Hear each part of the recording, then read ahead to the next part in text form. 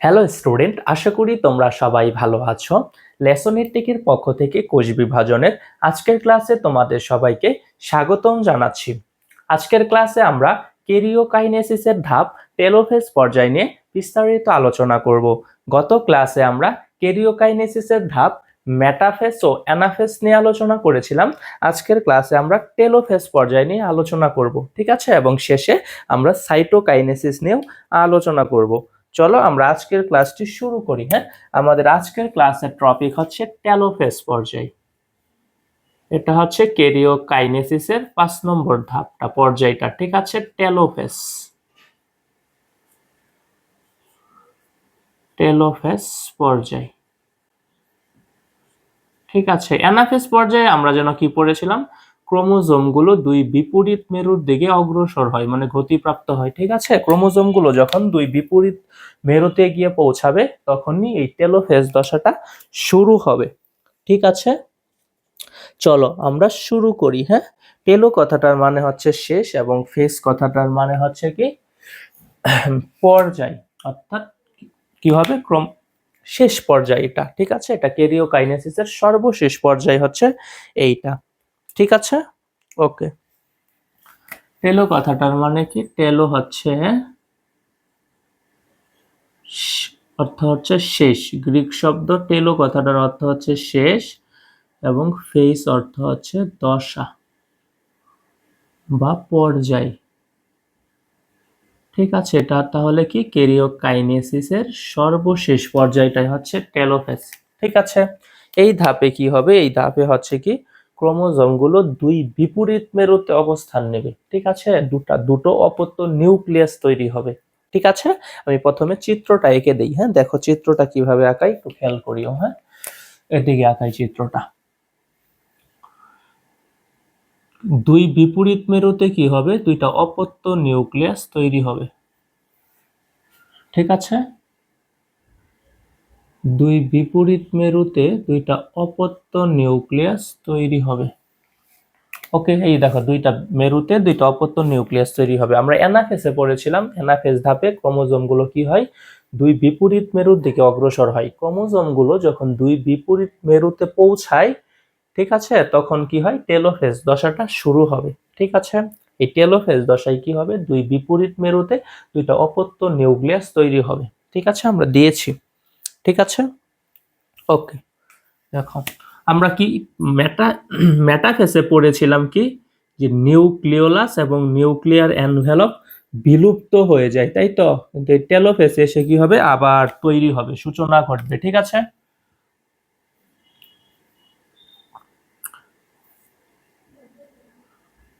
এই দেখো আমরা দিয়ে দিলাম,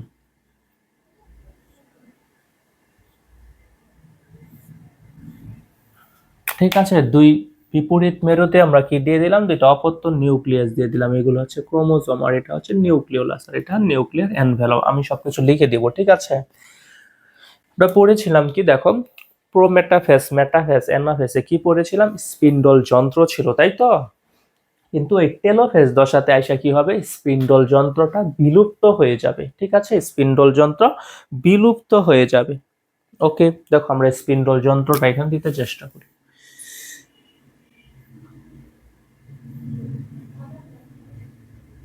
এগুলো হচ্ছে লুপ্তপ্রায় স্পিন্ডল যন্ত্র,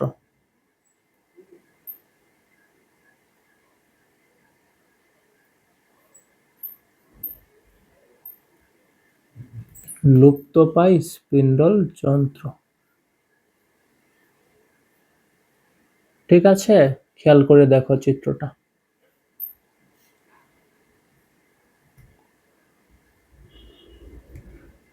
দুই বিপরীত মেরুতে দুইটা অপত্য নিউক্লিয়াস তৈরি হয়েছে, ঠিক আছে। এবং কি স্পিন্ডল যন্ত্রটা কি লুপ্ত আছে, ঠিক আছে। উদ্ভিদ কোষে কি হয়ে যাবে? কোষ প্লেট তৈরি হবে। হ্যাঁ, বিষুবীয় অঞ্চল বরাবর উদ্ভিদ কোষে হবে কোষ প্লেট তৈরি,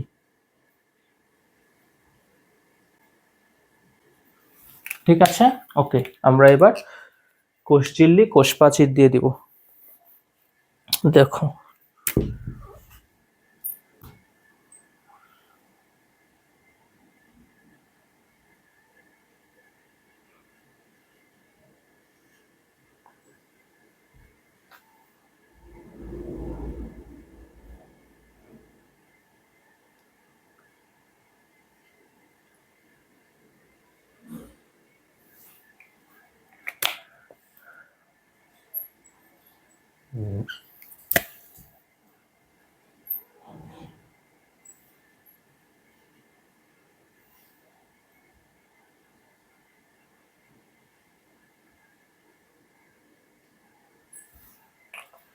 ঠিক আছে, দেখো আমরা এবার কি দিয়ে দিই, দেখতেছো চিত্রটা কিভাবে আঁকাচ্ছি, এভাবে আঁকাবা। হ্যাঁ, কুশ প্রাচীর।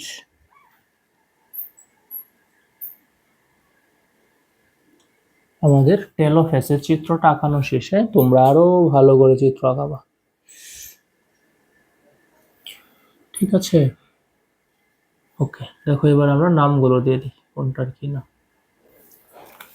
বুঝিও। হ্যাঁ, টেলোফেসে কি হয়, দুই বিপরীত মেরুতে দুটো অপত্য নিউক্লিয়াস তৈরি হয়, স্পিন্ডলযন্ত্র বিলুপ্ত হয়ে যায়। ঠিক আছে, এবং কি হয়, উদ্ভিদ কোষে কি হয়, বিষুবীয় অঞ্চল বরাবর কোষ প্লেট তৈরি হয়। ঠিক আছে, এই দেখো নিউক্লিয়ার এনভেলপ ও নিউক্লিওলাস তৈরি হয় নতুন করে আবার। ঠিক আছে, আমি বৈশিষ্ট্যগুলো লিখে দিব। ঠিক আছে, চলো আমরা লিখি।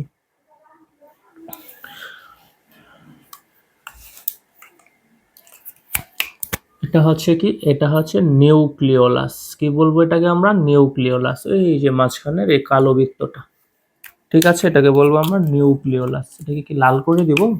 হ্যাঁ, লাল থাকুক। এটাকে বলবো আমরা নিউক্লিওলাস। নিউক্লিওলাস।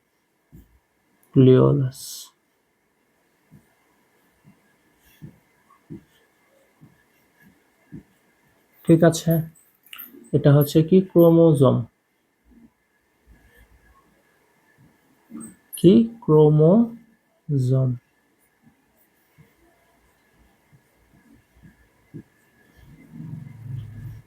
ঠিক আছে, নিউক্লিয়ার এনভেলপ দিয়ে দিই আমরা। এটা হচ্ছে নিউক্লিয়ার এনভেলপ।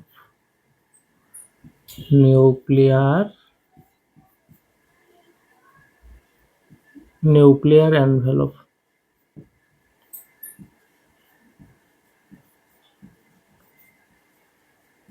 আমরা কিন্তু পড়েছিলাম মেটাফেসে, কি পড়েছিলাম, নিউক্লিয়ার এনভেলপ ও নিউক্লিওলাস সম্পূর্ণ বিলুপ্ত হয়ে যায়, তাই তো। তো টেলোফেসে কিন্তু এই নিউক্লিওলাস ও নিউক্লিয়ার এনভেলপ কি হয়, আবার নতুন করে তৈরি হয়, আবির্ভাব ঘটে। ঠিক আছে, ওকে। আমরা দিয়ে দিই কি, লুপ্তপ্রায় স্পিন্ডল যন্ত্র। এটা হচ্ছে, এগুলো কি, লুপ্তপ্রায় স্পিন্ডল যন্ত্র। লুপ্তপ্রায় স্পিন্ডল যন্ত্র, মানে এই ধাপে এসে স্পিন্ডল যন্ত্র কি হয়ে যায়, বিলুপ্ত হয়ে যায়। ঠিক আছে, এবং আমাদের কোষ প্লেট, এই যেটা হচ্ছে কি আমাদের কোষ প্লেট, এই বিষুবীয় অঞ্চল বরাবর হচ্ছে এটা কোষ প্লেট। কোষ প্লেট এটা উদ্ভিদ কোষে তৈরি হবে। ঠিক আছে, উদ্ভিদ কোষের একটা অনন্য বৈশিষ্ট্য হচ্ছে কোষ প্লেট তৈরি হওয়া। কিভাবে তৈরি হয় সেটা আমরা পরে জানবো, সাইটোকাইনেসিস যখন আমরা পড়বো। ঠিক আছে, এই ছিল আমাদের টেলোফেসের চিত্রটা। ঠিক আছে, তোমরা আরো ভালো করে চিত্রটা আঁকাবা, আমার চেয়ে ভালো করে আঁকাবা। ঠিক আছে, এখানে কি হয়, দুই বিপরীত মেরুতে কি হয়, দুইটা অপত্য নিউক্লিয়াস তৈরি হয়। ঠিক আছে, স্পিন্ডল যন্ত্র বিলুপ্ত হয়ে যায়, নিউক্লিওলাস ও নিউক্লিয়ার এনভেলপ তৈরি হয়। ঠিক আছে, ওকে। আসো এই পয়েন্টগুলো আমরা লিখে দিই। হ্যাঁ, প্রথমে কি বলবো, ক্রোমোজোমগুলো দুই বিপরীত মেরুতে পৌঁছালে টেলোফেজ দশা শুরু হয়। আমরা কিন্তু অ্যানাফেজে পড়েছিলাম কি, যে মেটাফেজ পর্যায়ে পড়েছিলাম ক্রোমোজোমগুলো বিষুবীয় অঞ্চল বরাবর থাকে। অ্যানাফেজে কি পড়েছিলাম, ক্রোমোজোমগুলো বিষুবীয় অঞ্চল থেকে মেরুর দিকে গতিপ্রাপ্ত হয়, তাই তো। টেলোফেজে কি, যখন ক্রোমোজোমগুলো দুই বিপরীত মেরুতে পৌঁছাবে তখন কি হবে, টেলোফেজ দশাটা শুরু হবে। ঠিক আছে, সো লিখে দিই। হ্যাঁ, ক্রোমোজোমগুলো দুই বিপরীত মেরুতে পৌঁছালে টেলোফেজ দশা শুরু হয়। ক্রোমোজোমগুলো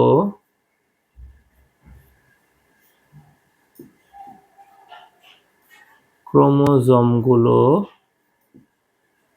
দুই বিপরীত মেরুতে পৌঁছালে, দুই বিপরীত মেরুতে পৌঁছালে ক্রোমোজোমগুলো দুই বিপরীত মেরুতে পৌঁছালে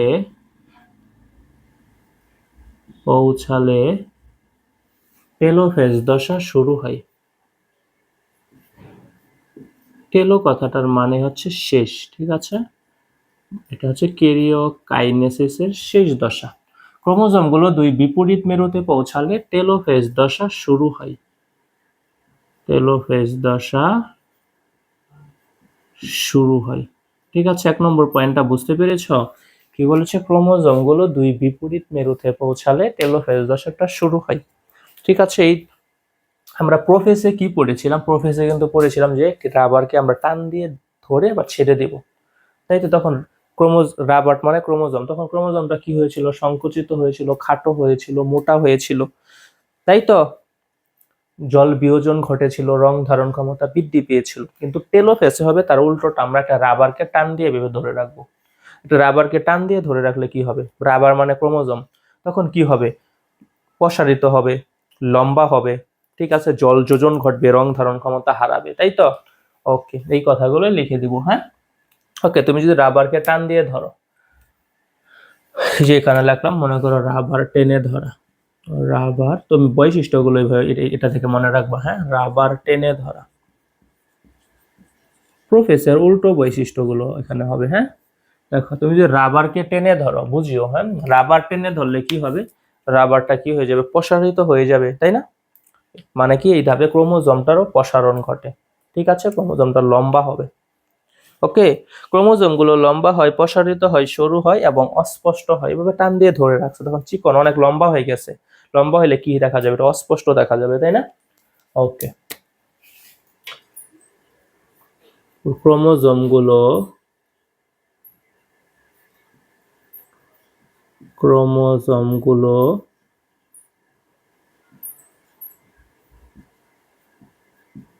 লম্বা হয়, প্রসারিত হয়, সরু হয়। ক্রোমোজোমগুলো লম্বা হয়, প্রসারিত হয়,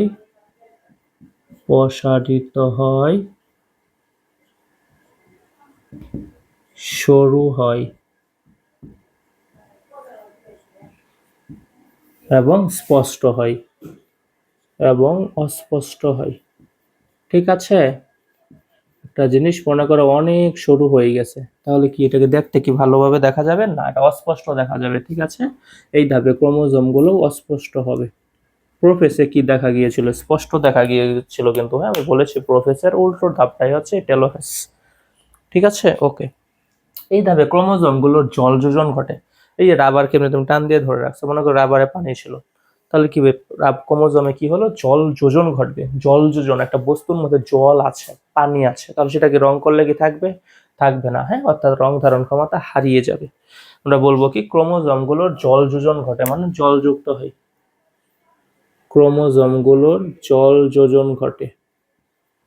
প্রোফেসে কিন্তু হয়েছিল জল বিয়োজন, তাই না? এই জন্য রং ধারণ ক্ষমতা বৃদ্ধি পেয়েছিল, কিন্তু এখানে জল যোজন হয়, এই জন্য রং ধারণ ক্ষমতা হারায়। ক্রোমোজোমগুলোর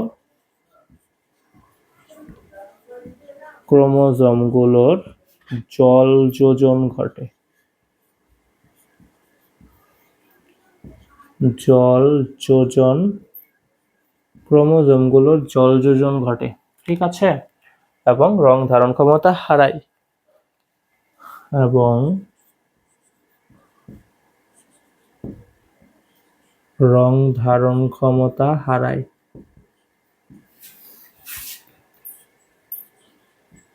রং ধারণ ক্ষমতা হারায়, ঠিক আছে ভাই? ওকে, পরে কি হয় দেখো তো? স্পিন্ডল যন্ত্র কি হয়ে যায়? বিলুপ্ত হয়ে যায় না? আমরা বলবো এই ধাপে কি হয়? এই যে স্পিন্ডল যন্ত্রটা, এই যে স্পিন্ডল যন্ত্রটা বিলুপ্ত হয়ে গেছে, আমরা বলবো স্পিন্ডল যন্ত্র বিলুপ্ত হয়ে যায়। স্পিন্ডল যন্ত্র বিলুপ্ত হয়ে যায়। স্পিন্ডল যন্ত্র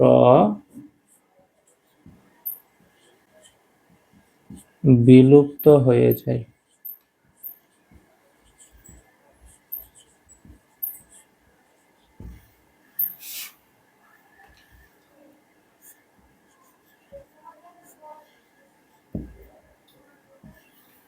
স্পিন্ডল যন্ত্র বিলুপ্ত হয়ে যায়, ঠিক আছে? ওকে, পরে কি হয় দেখো? এই যে নিউক্লিয়ার এনভেলপ ও নিউক্লিওলাস তৈরি হয়, ঠিক আছে, নতুন করে তৈরি হয়। এই ধাপে নিউক্লিয়ার পর্দা বা বলবো নিউক্লিয়ার এনভেলপ, তো নিউক্লিওলাস তৈরি হয়, নিউক্লিয়ার এনভেলপ ও নিউক্লিওলাস তৈরি হয়। Nuclear envelope, nuclear envelope, nuclear envelope ও নিউক্লিওলাস, নিউক্লিওলাস তৈরি হয়।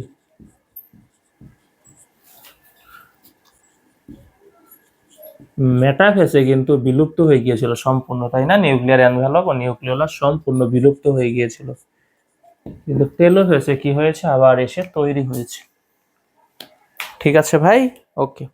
এবং আরেকটা পয়েন্ট বলবো কি, দুই বিপরীত মেরুতে কি হয়, দুইটা অপত্য নিউক্লিয়াস তৈরি হয়। দেখ, এই যে একটা নিউক্লিয়াস, এই যে একটা নিউক্লিয়াস, দুই বিপরীত মেরুতে দুটি অপত্য নিউক্লিয়াস তৈরি হয়। দুই বিপরীত মেরুতে, দুই বিপরীত মেরুতে, দুই বিপরীত মেরুতে, মেরুতে দুটি অপত্য নিউক্লিয়াস তৈরি হয়। দুটি অপত্য নিউক্লিয়াস, দুই বিপরীত মেরুতে দুটি অপত্য নিউক্লিয়াস তৈরি হয়, তৈরি হয়। দুই বিপরীত মেরুতে দুটি অপত্য নিউক্লিয়াস তৈরি হয়। ঠিক আছে ভাই, এই ছিল আমাদের টেলোফেজ পর্যায়ের বৈশিষ্ট্যগুলো। তাহলে আমরা কি পড়লাম টেলোফেজ পর্যায়ে? একটা রাবারকে আমরা কি করব, মনে করো টান দিয়ে ভাবে ধরে রাখবো। ধরে রাখলে কি হবে, রাবারটা সংকুচিত হয়ে যাবে, লম্বা হয়ে যাবে, তাই না?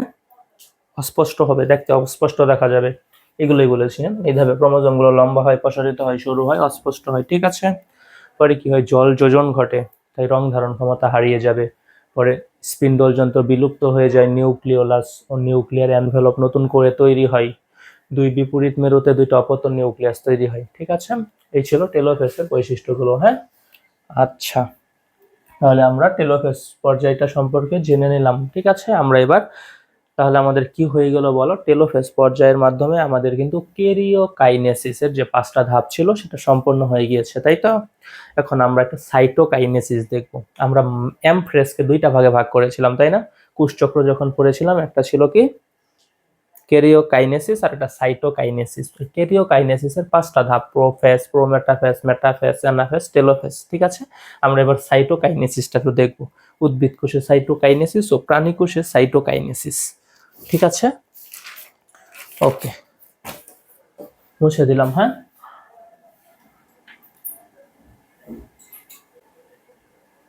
সাইটোকাইনেসিস যেন কি ছিল, সাইটোকাইনেসিস যেন কি ছিল ভাই, বলো না? সাইটোপ্লাজমের বিভাজন ছিল, তাই তো? সাইটোকাইনেসিস মানে সাইটোপ্লাজমের বিভাজন। ওকে, আমরা উদ্ভিদ কোষে ও প্রাণী কোষে সাইটোকাইনেসিস নিয়ে একটু আলোচনা করব। আসো,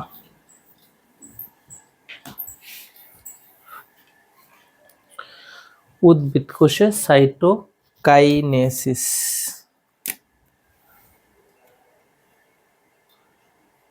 সাইটোকাইনেসিস কি ভাই, মানে সাইটোপ্লাজমের বিভাজন।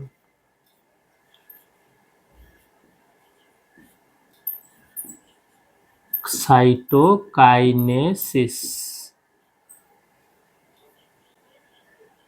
সাইটোকাইনেসিস কি, সাইটোপ্লাজমের বিভাজন। ঠিক আছে, আমরা উদ্ভিদ কোষে আলোচনা করব। ঠিক আছে, ওকে, দেখো উদ্ভিদ কোষে লিখি।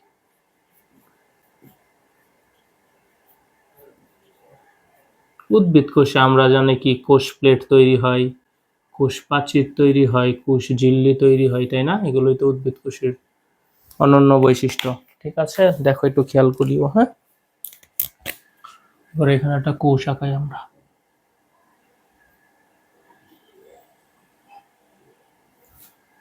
ঠিক আছে, এখানে দিলাম একটা নিউক্লিয়াস, দিলাম এখানে।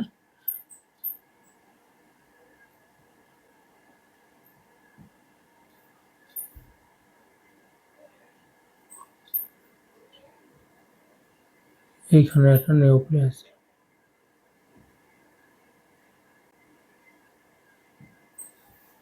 ঠিক আছে, ওকে। বুঝিও, হ্যাঁ, নিউক্লিয়াসের বিভাজন মানে কি ক্যারিওকাইনেসিস, তাই না? আমরা পড়তেছি কিন্তু সাইটোকাইনেসিস। ঠিক আছে, ওকে। বুঝিও এন্ডোপ্লাজমিক রেটিকুলাম আছে না, এই এন্ডোপ্লাজমিক রেটিকুলাম থেকে কি আসবে? ফ্যাগমোপ্লাস্ট ও ভেসিকল এসে এই বিষুবীয় অঞ্চলে জমা হবে।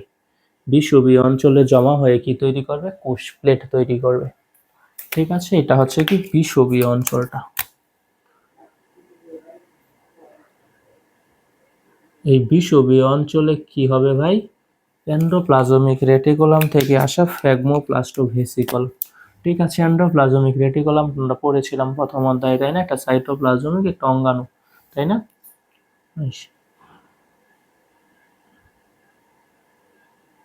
এই এন্ডোপ্লাজমিক রেটিকুলাম থেকে কি আসবে? এই এন্ডোপ্লাজমিক রেটিকুলাম থেকে আসবে ফ্যাগমোপ্লাস্ট। ঠিক আছে, এই যে মনে করো এই এন্ডোপ্লাজমিক রেটিকুলাম থেকে ফ্যাগমোপ্লাস্ট আসবে। এই যে ফ্যাগমোপ্লাস্ট, এখানে একটা এন্ডোপ্লাজমিক রেটিকুলাম আমরা দিয়ে দিই।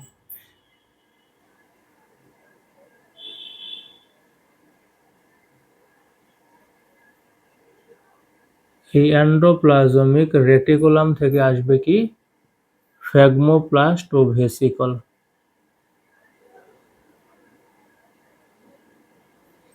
এন্ডোপ্লাজমিক রেটিকুলাম থেকে ফ্যাগমোপ্লাস্ট ও ভেসিকল জাতীয় পদার্থ এসে এই বিষুবীয় অঞ্চলে জমা হবে। ঠিক আছে, এটা কি এন্ডোপ্লাজমিক রেটিকুলাম, ইয়ার, হ্যাঁ, এন্ডোপ্লাজমিক রেটিকুলাম। ঠিক আছে, এই এন্ডোপ্লাজমিক রেটিকুলাম থেকে কি যাবে?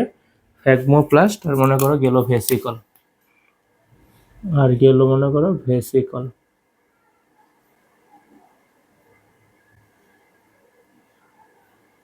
ঠিক আছে, এন্ডোপ্লাজমিক রেটিকুলাম থেকে ফ্যাগমোপ্লাস্ট ও ভেসিকল কোথায় যাবে? এই বিষুবীয় অঞ্চলে যাবে। ঠিক আছে, বিষুবীয় অঞ্চলে গিয়ে জমা হয়ে কি তৈরি করবে? কোষ প্লেট তৈরি করবে। ঠিক আছে ভাই, ওকে। তাহলে আমরা লিখে ফেলি, এটা হচ্ছে কোষ প্লেট। কোষ প্লেট। কোষ প্লেট কিভাবে গঠিত হলো? এন্ডোপ্লাজমিক রেটিকুলাম থেকে ফ্যাগমোপ্লাস্ট ও ভেসিকল। ঠিক আছে, এবং ভেসিকল বিষুবীয় অঞ্চলে জমা হয়ে কোষ প্লেট তৈরি করে।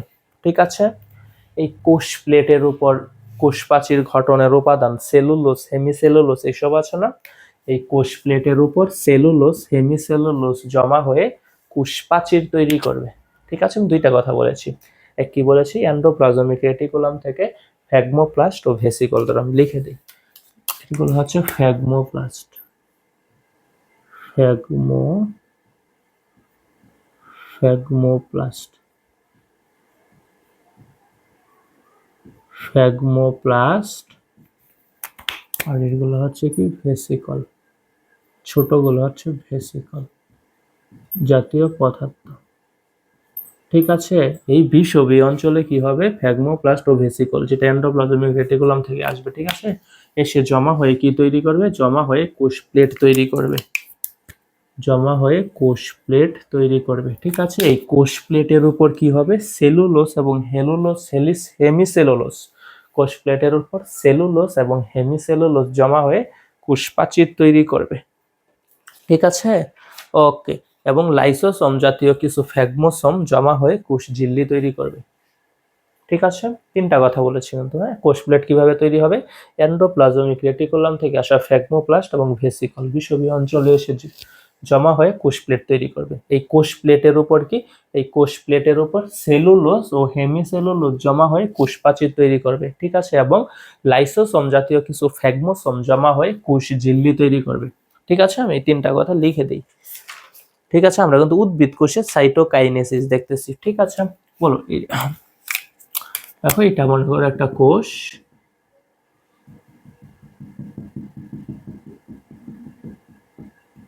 ঠিক আছে, এই যে এখানে আরেকটা কোষ, এগুলো নিউক্লিয়াস মানে ক্যারিওকাইনেসিস, তাই না? ওকে, আর এটা হচ্ছে সাইটোকাইনেসিস মানে সাইটোপ্লাজমের বিভাজন। ঠিক আছে, এটাকে আমরা বলবো ক্যারিওকাইনেসিস আর এগুলোকে বলবো সাইটোকাইনেসিস। ঠিক আছে, ওকে। দেখো তাহলে কি কি কথা বলেছি তোমাকে আমি? এন্ডোপ্লাজমিক রেটিকুলাম থেকে আসা ফ্যাগমোপ্লাস্ট ও ভেসিকল, এন্ডোপ্লাজমিক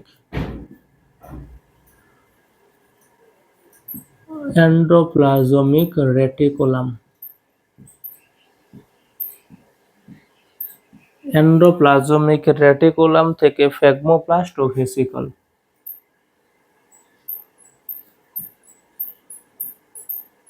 থেকে ফ্যাগমোপ্লাস্ট ও ভেসিকল।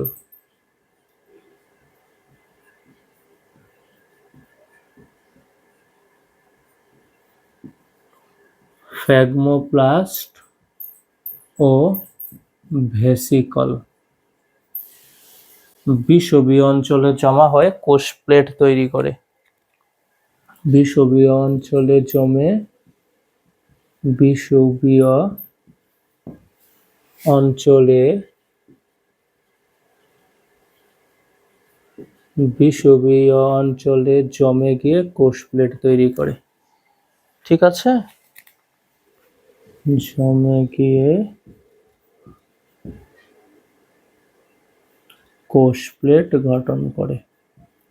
বুঝতে পেরেছ কোষ প্লেট কিভাবে গঠন হয়?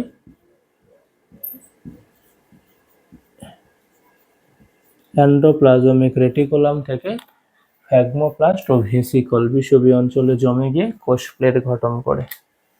ঠিক আছে, এই কোষ প্লেটের উপর সেলুলোজ ও হেমিসেলুলোজ জমে গিয়ে কোষ প্রাচীর গঠন করে।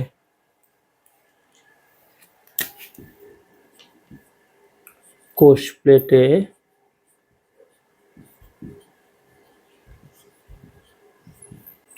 সেলুলোজ, হেমিসেলুলোজ, এগুলো কি? সেলুলোজ কি ভাই? উদ্ভিদ কোষ প্রাচীরের প্রধান গাঠনিক উপাদানটাই হচ্ছে সেলুলোজ। ঠিক আছে, সেলুলোজ ও হেমিসেলুলোজ, এগুলো সেলুলোজ, হেমিসেলুলোজ এইসব কি? এইসব হচ্ছে কোষ প্রাচীর গঠনের উপাদান, মানে কোষ প্রাচীরের গাঠনিক উপাদান। তোমাকে যদি বলে যে উদ্ভিদ কোষ প্রাচীরের প্রধান গাঠনিক উপাদান কোনটি, তাহলে সেলুলোজ। ওকে, দেখো কোষ প্লেটে সেলুলোজ ও হেমিসেলুলোজ জমে গিয়ে কোষ প্রাচীর গঠন করে, বা জমতে জমতে কোষ প্রাচীর গঠন করে। কোষ প্রাচীর গঠন করে, গঠন করে। ঠিক আছে, এবং 3 নম্বরে বলবো লাইসোসোম জাতীয় কিছু ফ্যাগমোসোম, ঠিক আছে, জমা হয়ে প্লাজমা লেমা গঠন করে, কোষ ঝিল্লি গঠন করে। ঠিক আছে, লাইসোসোম জাতীয় কিছু ফ্যাগমোসোম এবং লাইসোসোম জাতীয় কিছু ফ্যাগমোসোম।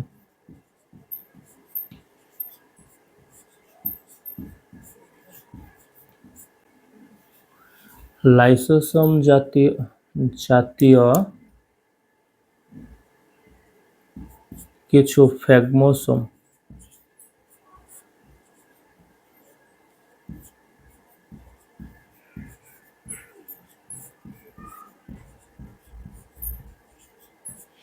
লাইসোসোম জাতীয় কিছু ফ্যাগমোসোম জমা হয়ে কোষ ঝিল্লি বা প্লাজমা লেমা গঠন করে। হ্যাঁ, জমা হয়ে প্লাজমা লেমা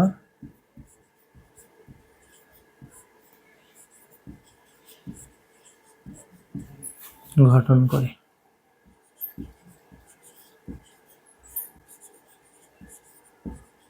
ঠিক আছে, এই ছিল আমাদের উদ্ভিদ কোষে সাইটোকাইনেসিস। ঠিক আছে, ওকে, তাহলে আমরা এবার প্রাণী কোষে সাইটোকাইনেসিস নিয়ে আলোচনা করব। ঠিক আছে,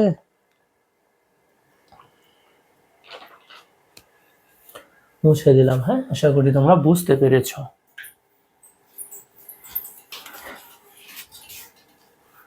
দেখো, প্রাণী কোষে সাইটোকাইনেসিস নিয়ে আলোচনা করব।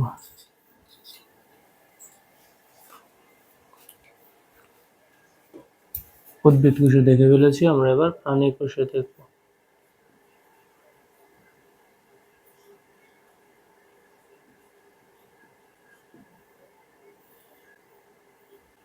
পানিকোষে কি হবে, কোষটা বিষুবীয় অঞ্চল বরাবর ভাঁজ হয়ে খাঁজের সৃষ্টি করবে। ঠিক আছে, এই খাঁজটা সৃষ্টি করে কোষঝিল্লিতে অবস্থিত অ্যাক্টিন ও মায়োসিন প্রোটিন। ঠিক আছে, আমি দেখো লিখে দিই।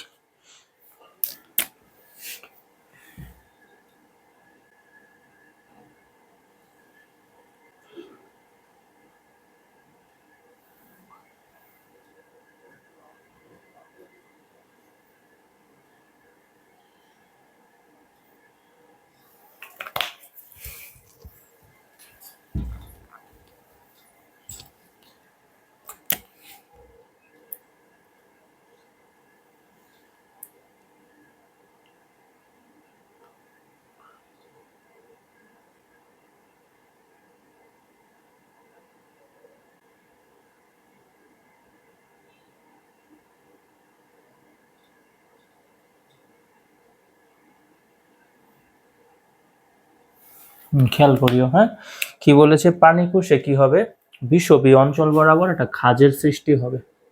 ঠিক আছে, প্রাণীকোষে বিষুবীয় অঞ্চল বরাবর একটা খাঁজের সৃষ্টি হবে। আমরা নিউক্লিয়াস দিয়ে ফেলি, এই যে ক্রোমোজোম দিয়ে দিলাম নিউক্লিয়াস।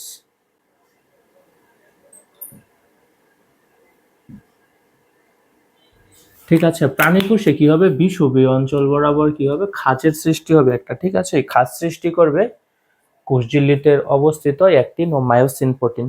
ঠিক আছে, খুব বেশি ইম্পর্টেন্ট, মনে রাখতে হবে।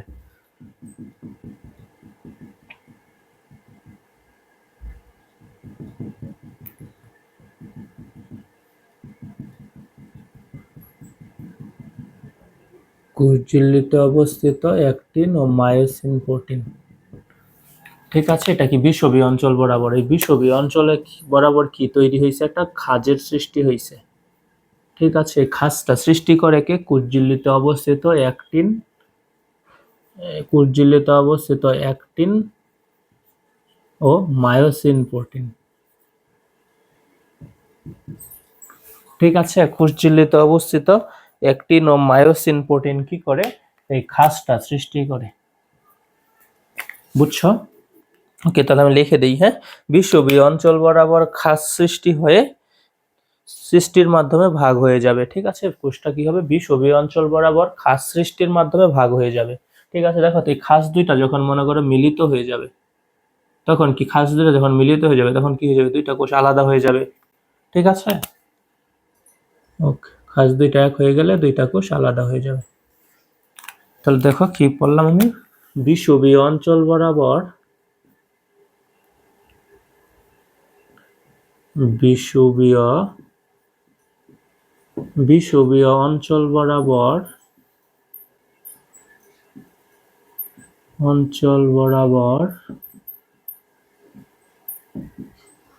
ঠিক আছে, বিষুবীয় অঞ্চল বরাবর কি খাঁজ সৃষ্টির মাধ্যমে পৃথক হয়ে যাবে, ভাগ হয়ে যায়, অঞ্চল বরাবর ভাঁজ হয়ে, বিষুবীয় অঞ্চল বরাবর ভাঁজ হয়ে খাঁজ সৃষ্টির মাধ্যমে ভাগ হয়ে যায়। বিষুবীয় অঞ্চল বরাবর ভাঁজ হয়ে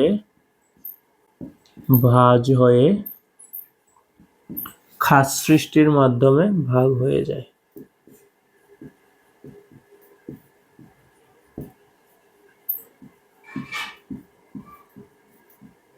মাধ্যমে ভাগ হয়ে যায়।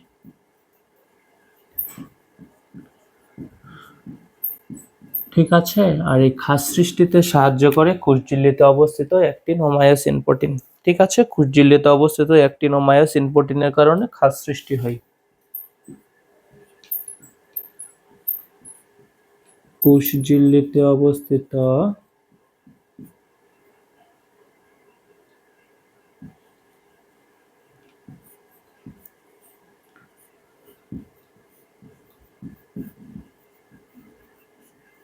কোষঝিল্লিতে অবস্থিত অ্যাক্টিন ও মায়োসিন,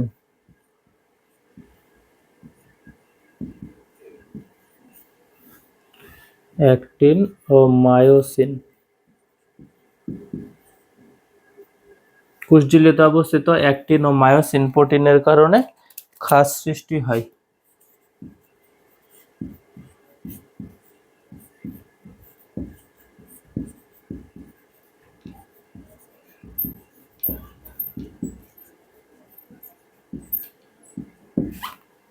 খাস সৃষ্টি হয়।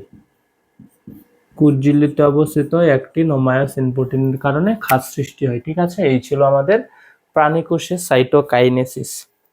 ঠিক আছে, আমরা উদ্ভিদ কোষের সাইটোকাইনেসিস দেখেছি, এবার প্রাণীকোষের সাইটোকাইনেসিস দেখে ফেললাম। ঠিক আছে, ওকে, আমরা এবার একটু মুক্ত নিউক্লিয়ার বিভাজন নিয়ে আলোচনা করি। হ্যাঁ, 2 লাইনের একটা কথা আছে, মুক্ত নিউক্লিয়ার বিভাজন।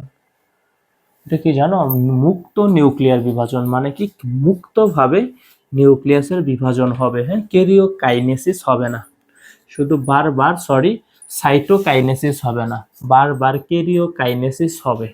ঠিক আছে, এটাকেই বলা হয় মুক্ত নিউক্লিয়ার বিভাজন। ঠিক আছে ভাই, মুক্ত নিউক্লিয়ার বিভাজনটা কি বললাম? সাইটোকাইনেসিস না হয়ে বারবার ক্যারিওকাইনেসিস চলতে থাকলে তাকে বলা হয় মুক্ত নিউক্লিয়ার বিভাজন। ঠিক আছে, আমরা এটা একটু জানি, এটা সম্পর্কে এমসিকিউ আসতে পারে। দেখো, মুক্ত নিউক্লিয়ার বিভাজন,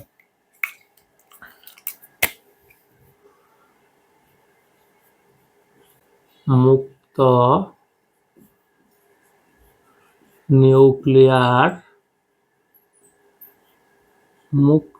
নিউক্লিয়ার বিভাজন। এখন নামের মাঝে আছে নিউক্লিয়ার বিভাজন, মানে নিউক্লিয়াসটা বিভাজন হবে। নিউক্লিয়াসের বিভাজনকে কি বলা হয়? ক্যারিওকাইনেসিস। ঠিক আছে, এটা মুক্তভাবে হবে, মানে হতেই থাকবে। বুঝছো? সাইটোকাইনেসিস হবে না। এই সাইটোকাইনেসিস না হয়ে বারবার ক্যারিওকাইনেসিস চলতে থাকলে তাকে আমরা বলবো মুক্ত নিউক্লিয়ার বিভাজন। ঠিক আছে, সাইটোকাইনেসিস না হয়ে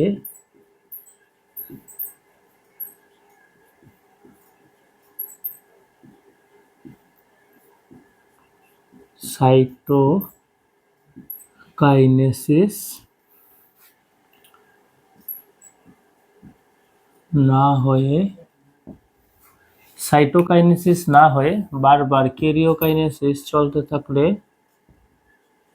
বারবার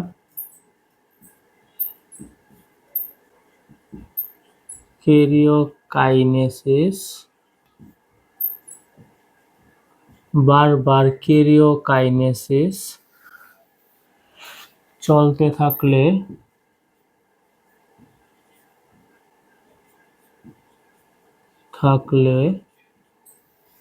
তাকে মুক্ত নিউক্লিয়ার বিভাজন বলে।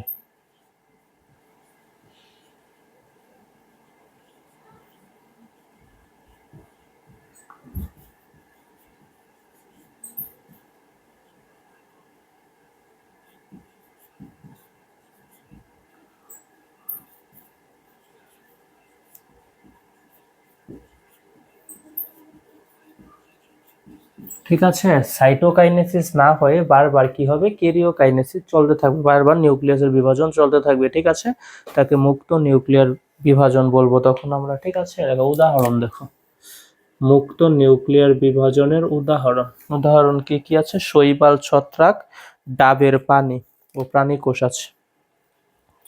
ঠিক আছে, শৈবাল, ছত্রাক, ঠিক আছে, শৈবাল,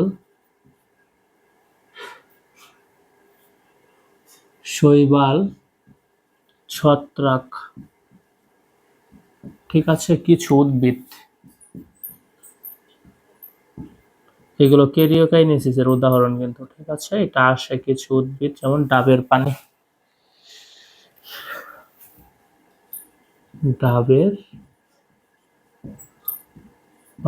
ঠিক আছে, ডাবের পানি মুক্ত নিউক্লিয়ার বিভাজনের উদাহরণ। ঠিক আছে, ওকে, এটা মনে রাখবো আলাদাভাবে, ডাবের পানি এমসিকিউ আসে বেশি। হ্যাঁ, ডাবের পানি। দেখো আর কি আছে? কিছু প্রাণীকোষ। ঠিক আছে, তাহলে মুক্ত নিউক্লিয়ার বিভাজনের উদাহরণ কোনগুলো? শৈবাল, ছত্রাক, ডাবের পানি, প্রাণীকোষ। ঠিক আছে ভাই, ওকে। দেখো, যেই উদ্ভিদ কোষে মুক্ত নিউক্লিয়ার বিভাজন হয় তার একটা নাম আছে, এবং যেই প্রাণী কোষে মুক্ত নিউক্লিয়ার বিভাজন হয় তারও একটা নাম আছে। ঠিক আছে, দেখো, যে উদ্ভিদ কোষে মুক্ত নিউক্লিয়ার বিভাজন হয় তাকে বলা হয় সিনোসাইটিক, আর যে প্রাণী কোষে মুক্ত নিউক্লিয়ার বিভাজন বলা হয় তাকে বলা হয় প্লাজমোডিয়াম। ঠিক আছে, যে উদ্ভিদ কোষে মুক্ত নিউক্লিয়ার বিভাজন হয় তাকে সিনোসাইটিক বলে।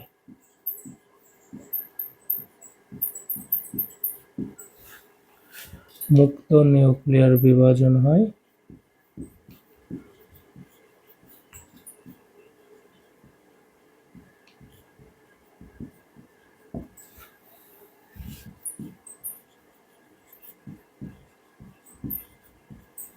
যে উদ্ভিদ কোষে মুক্ত নিউক্লিয়ার বিভাজন হয়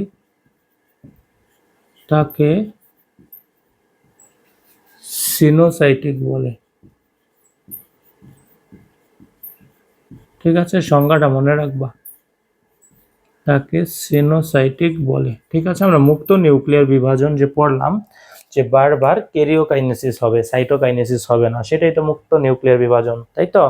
মুক্ত নিউক্লিয়ার বিভাজন যদি উদ্ভিদ কোষে হয় তাকে বলবো আমরা সিনোসাইটিক, আর যদি প্রাণী কোষে হয় তখন বলবো প্লাজমোডিয়াম। যে প্রাণী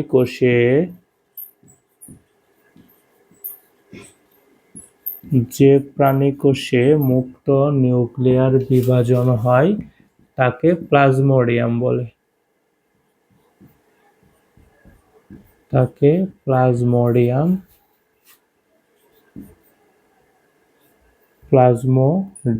বলে।